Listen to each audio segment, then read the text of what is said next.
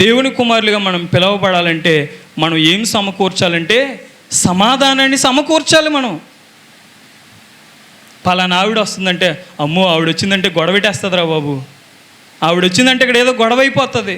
సంఘంలో ఇలాంటి వాళ్ళు చాలామంది ఉన్నారు. నా ప్రియమైన వారులారా, దేవుని యొక్క వాక్యం మనతో మాట్లాడినప్పుడు మనల్ని మనం సరి చేసుకోవాలి. సరి చేసుకోకుండా ఇదిగో ఈరోజు పాస్టర్ గారు నిన్నే తిట్టారు, ఈరోజు పాస్టర్ గారు నీ గురించే మాట్లాడారని చెప్పేసి వెనక నుంచి వెళ్ళి వీళ్ళతో మాట్లాడుతూ ఉంటారండి. వీళ్ళు ఎలాంటి వాళ్ళు అంటే వీళ్ళు సమాధానాన్ని సృష్టించేవారు కాదు. సమాధానాన్ని మనం సృష్టిస్తేనే సమాధానంగా మనం మాట్లాడాలి. ఎవరైనా తప్పు చేశారు సంఘంలో మాట్లాడి ఒకవేళ మందిరం మానేశారు అనుకోండి, వాళ్ళ దగ్గరికి వెళ్ళి ఏ అమ్మ అంటే, పాస్టర్ గారు ఈరోజు నా గురించే వాక్యంతో మాట్లాడారు, నన్నే టార్గెట్ చేశారు, నేనంటే పాస్టర్ గారికి లోకువా కాబట్టి నేను మందిరానికి రానన్నప్పుడు మీరు ఏం చేయాలి? అవును పాస్టర్ గారు నీ గురించే మాట్లాడారు, నువ్వు మందిరం రావడం మానే, మందిరం మానే, అవసరం లేదు, నేను పాస్టర్ గారితో ఏదో ఒకటి చెప్తానులే అని చెప్పేసి మధ్యలో పొలలెట్టేవారుగా ఉండకూడదు. అమ్మా దేవుని యొక్క వాక్యం కదా అది, దేవుడు మనతో మాట్లాడినప్పుడు మనం సరి చేసుకోవాలి. కానీ నువ్వు పాస్టర్ గారి మీద కోపం ఇస్తే ఎవరికి నష్టం అండి? ఎవరికి నష్టం అంటే మనకే నష్టం. నువ్వు మధ్యలో అక్కడికి వెళ్ళి దేవుని యొక్క వాక్యం అలాగే మాట్లాడుతుంది, మనం సరి చేసుకోవాలని సర్ది చెప్పి దేవుని మందిరానికి తీసుకొచ్చేవారిగా ఉండాలి. కానీ మధ్యలో పొలలు పెట్టేవారుగా ఉండకూడదు.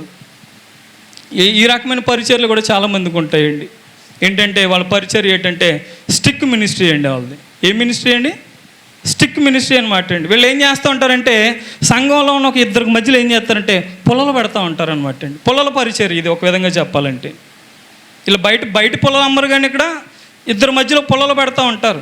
ఏదైనా గొడవలు ఆడుకుంటున్నప్పుడు ఇల్లుగో పాలన్న రోజు ఆవిడ నిన్ను అలా అన్నది, నిన్ను ఇలా అన్నది అని చెప్పేసి మధ్యలో పెడితే అక్కడ ఏమవుతుంది? వెళ్ళి పెట్రోల్ వేసినట్టేనే కదా అక్కడ అందు మీద పెట్రోల్ వేసినప్పుడు అవి మీద బొగ్గుమంటుంది. ఆ బొగ్గుమన్న దగ్గర నువ్వు ఉన్నావు అనుకోండి, ఆనాడు చూడండి షడ్రకు మేషకు అబేద్నెగోలు ముగ్గురిని తీసుకువెళ్ళి అగ్నిగుండంలో పడేసినప్పుడు ఈయన బలమైన వాళ్ళు ఉన్నారు కదా సైనికులు, వాళ్ళు ఏమయ్యారు? కాలిపోయారు. అలా బొగ్గుమన్నప్పుడు నీకు కూడా అంటుకుంటుంది, సురుక్కుమని అంటుకుంటుంది ఏదో సమయంలోని. ఆ ప్రియమైన వారులారా, దేవుని సంఘంలో దేవుని బిడ్డలంగా దేవుని కుమారులుగా మనం ఎలా ఉండాలంటే సమాధానాన్ని సమకూర్చేవారిగా ఉండాలి. దేవునికి స్తోత్రం. హల్లెలూయా, హల్లెలూయా. ఒకవేళ ఈ ఉదయకాల సమయంలో ఎవరైనా మనలో అలా ఉన్నారేమో మార్చుకోండి. వినడం మాత్రమే వింటారు, గ్రహించిన మట్టికి చాలామంది గ్రహించరు.